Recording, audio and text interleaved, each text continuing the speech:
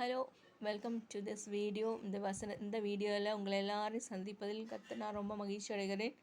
இன்றும் ஒரு வசனம் 2 வசனம் தியானிக்கலாம். 1 தெசலோனிக்கர் 5ஆம் அதிகாரம் 16, 17 வசனங்கள். எப்பொழுது சந்தோஷமாயிருங்கள், இடைவிடாமல் ஜெபம் பண்ணுங்கள். எப்பொழுது சந்தோஷமாயிருங்கள், இடைவிடாமல் ஜெபம் பண்ணுங்கள். நாம் இடைவிடாமல் ஜெபம் பண்ணுவோமாக. எப்பொழுது சந்தோஷமாக இருப்போமாக. நாம் சந்தோஷமாக இருக்கும் பொழுது கர்த்தராகி ஆண்டவரை நாம் மகிமைப்படுத்துகிறோம்.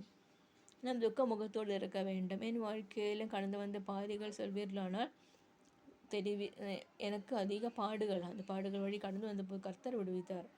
எப்படின்னா மகிழ்ச்சியாக இருந்ததுனால, மகிழ்ச்சியை அடையும் பொழுது நம் தேவனை துதிக்கிறோம். அவரோட ஊழியம் செய்வதே மருந்து. அவரோட ஊழியம் செய்யும்போது சந்தோஷமாக இருக்கிறோம். ஆகவே இடைவிடாமல் ஜெபம் பண்ணுங்கள், எப்பொழுதும் சந்தோஷமாக இருங்கள் என்று ஆண்டவர் சொல்கிறார். இதெல்லாம் சிறு பிள்ளைகளுக்கும் கூறுகிறேன், பெரியவர்களுக்கும் கூறுகிறேன். சந்தோஷமாயிருங்கள், சந்தோஷமாயிருங்கள் ஆண்டவர் சொல்கிறார். காரணம், காக்கைகளை குருவிகளை பாருங்கள், காக்கைகளை பாருங்கள்.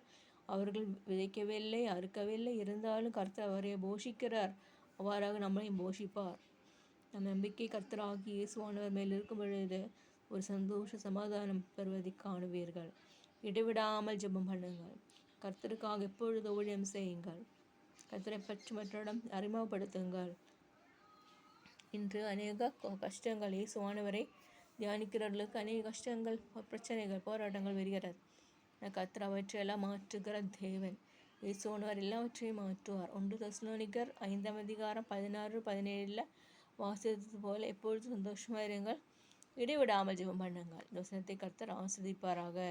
கர்த்தர் துணையாக இருக்கிறார். கர்த்தர் துணையாக இருக்கிறார். ஆகவே நான் பயப்பட வேண்டாம்.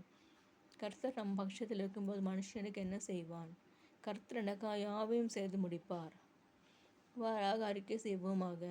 ஆபத்து காலத்தில் என்ன நோக்கி கூப்பிட, நான் உன்னை விடுவிப்பேன், நீ என்னை மகிமைப்படுத்துவார். என் ஆத்மாவை கர்த்தரை ஸ்தோத்திரி, என் உடனே பரிசுத்த நாமத்தை ஸ்தோத்திரி. என் ஆத்மாவை கர்த்தரை ஸ்தோத்திரி, அவர் செய்த சகல உபகாரங்களும் மறவாதே. அவ்வளோ அருமையான வசனங்கள் நான் சொல்கிறேன்.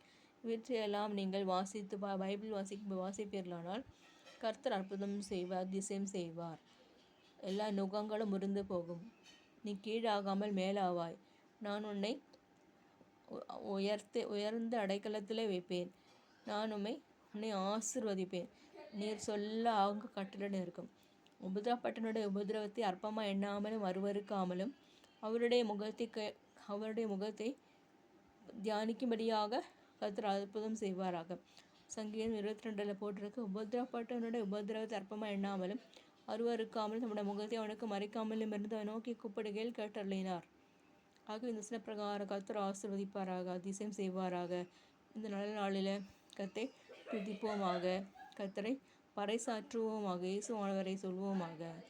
ஆமீன், ஆமீன், ஆமீன்.